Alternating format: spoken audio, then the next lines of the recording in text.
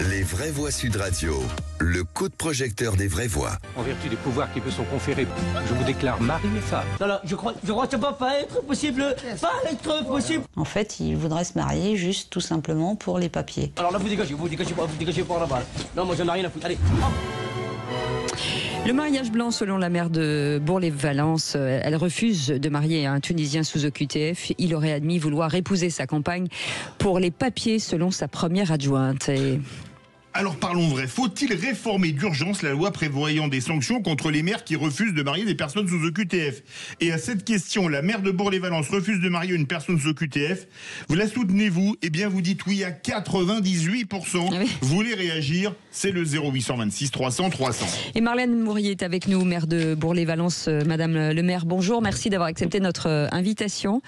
Bonjour. Bienvenue, Philippe Bilger. Alors, je rejoins absolument Madame le maire de la même manière que j'ai été d'accord avec Robert Ménard, et j'avais cru comprendre que la ministre Vautrin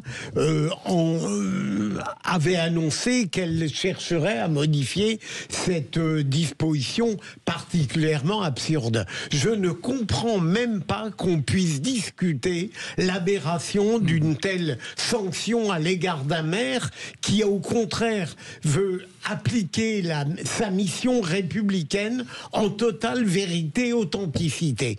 Par moments, je me demande si on ne tombe pas sur la tête à force d'accepter les procédures qui sont de purs simulacres au détriment des vrais.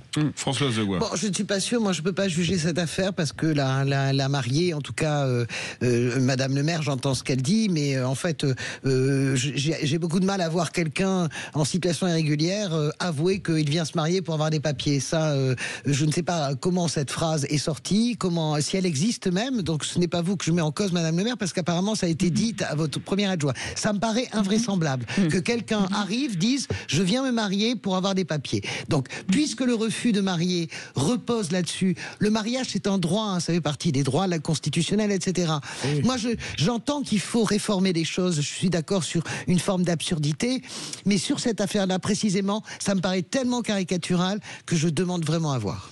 Bon, écoute, oui, mais moi, Françoise, excusez-moi, mais bon, si Madame Mourier et sa première adjointe disent ça, je veux dire, c'est pas par plaisir qu'elles disent ça pour faire du buzz ou pour passer à la télé. C'est qu'il y a une véritable raison. Et si ce Vous mec pensez vraiment que quelqu'un qui va dans une mairie pour se marier en situation irrégulière dit « je viens me marier pour des papiers » Est-ce que tu crois que Madame Mourier n'a pas autre chose à faire en tant que maire que monter une affaire? Donc moi, je suis maire de mon petit village. Je suis maire de mon petit village. Je ferai exactement ce qu'elle veut, ce qu'elle a fait cette dame, parce que je trouve ça aberrant. Mais comme tu dis, il faut changer encore une fois les lois. C'est-à-dire, j'ai une question à poser. Les amis, on va peut-être lui laisser la parole quand même.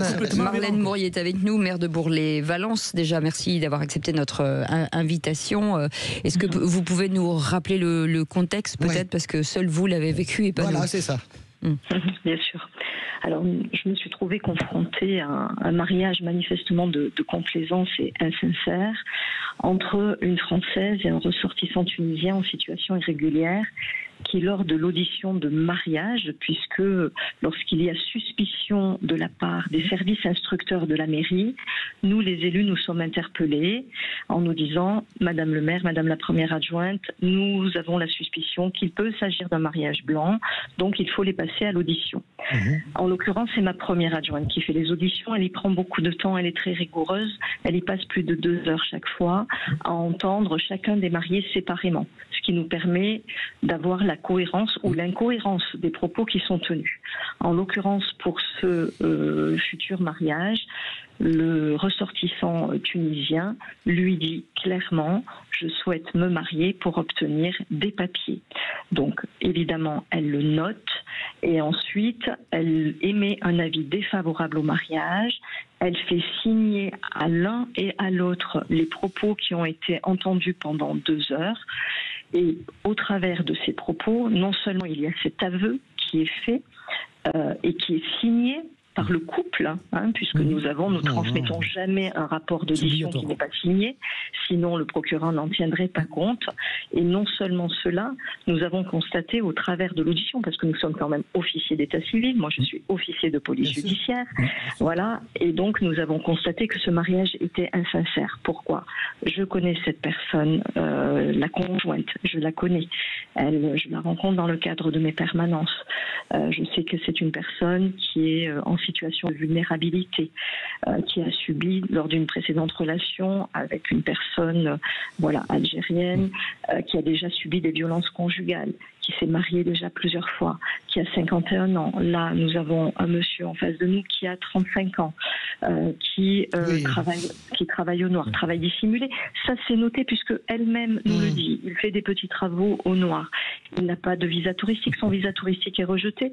Il n'a pas de papier. Il est clandestin sur le territoire français. Voilà. Bon, bah oui, l'édition est lourde. Il y a une tête d'environnement, mais oui, évidemment. Mais comment expliquer que vous risquiez quand même 5 ans de prison et de l'inéligibilité? Qui a pu voter une loi aussi débile? Il n'y a pas d'autre mot, Madame le maire. Il y a eu des moments où c'était nécessaire, je pense. Et l'incohérence de... On la laisse parler, s'il vous plaît. Non, simplement, alors oui, c'est vrai que cette loi est complètement ubuesque, et d'ailleurs, le président de la République, qui a eu la question de Robert Ménard la semaine dernière, a dit lui-même que c'était une situation ubuesque à laquelle les maires aujourd'hui étaient confrontés et qu'il souhaitait faire avancer cette loi au plus vite, puisqu'il y a eu une proposition de loi de la part de Stéphane Demilly, sénateur de la Somme, qui a été actée par le Sénat, qui n'a pas du tout été présentée en deuxième lecture à l'Assemblée nationale. Mais ce qui a d'important, c'est que le sénateur Demilly est reçu cette semaine par l'Élysée concernant cette loi. Donc si grâce à Robert Ménard et si grâce à Marlène Mourier, nous pouvons faire avancer la loi, eh bien on sera les élus les plus heureux du monde, parce qu'aujourd'hui, par nos actions, par notre résistance, beaucoup de maires libèrent leur parole. J'ai reçu encore un message d'une maire ce matin qui m'a dit: j'ai été obligée de marier, je me suis retrouvée face à la même situation que vous, avec des aveux, comme quoi c'était pour obtenir des papiers, avec des personnes qui avaient 42 ans d'écart d'âge, une dame qui avait eu un AVC, etc. Mais elle m'a dit: j'ai marié parce qu'on se trouve à des maires qui, face à la justice, ont peur. Vous savez, quand vous avez un procureur de la République qui commence à vous dire qu'il va vous poursuivre et que vous connaissez les sanctions, vous réfléchissez à 2 fois. Moi, j'ai pas réfléchi à 2 fois. C'est pas ce que j'appelle la loi. Là, c'est différent. Vous avez dit que vous étiez en rapport justement avec un procureur. Vous n'avez pas eu la possibilité de dialoguer avec lui, de lui expliquer le caractère erratique de ce mariage qu'on vous demandait, parce qu'au fond, le classement existe. On aurait pu, me semble-t-il, dialoguer de bonne loi. Eh bien, écoutez, je vais vous dire qu'à partir du moment où le dossier a été déposé, que l'audition a été faite, à partir de là, je n'ai pas cessé d'envoyer des courriers, d'envoyer des mails, de passer des coups de téléphone, que ce soit au préfet, que ce soit au directeur de la police, etc. Quand le 4 février, le procureur m'écrit « Vous devez marier et exprimer votre mécontentement », moi, maire, auprès des services de police qui n'ont fait aucune investigation dans ce dossier. Quand j'ai eu monsieur le procureur au téléphone, j'ai dit: est-ce que je peux le dire ça? Parce que je vais le dire aux médias, que les services de police n'ont fait aucune investigation, malgré nos appels au secours. Il m'a dit: oui, et je vous poursuivrai. Voilà. Donc, oui, ça va loin, effectivement. Et nous avons attendu. Pourquoi aujourd'hui j'ai alerté les médias? Vous savez, moi je suis pas coutumière du fait, je suis pas là pour faire le buzz. Moi je gère ma mairie au quotidien. Et j'ai attendu parce que j'avais beaucoup d'espoir entre le mois de février et aujourd'hui. Puisque après nos appels, etc., on nous a fait espérer. Et j'ai profité de la cérémonie patriotique 8 mai pour dire à monsieur le préfet, on en est où de cette affaire de mariage? Le mariage a lieu le 17 mai et nous sommes le 8 mai. Vous inquiétez pas, on en a encore discuté avec monsieur le procureur, on vous tient au courant. Le 9 mai, je n'ai pas de nouvelles. Le 10 mai, je n'ai pas de nouvelles. Je prends mon téléphone et je m'entends dire par les services de l'État: il faut voir avec le procureur. Donc j'ai appelé le procureur et j'ai eu la réponse que je vous ai faite, c'est-à-dire: vous devez marier. J'ai dit non, je vous poursuivrai. Voilà.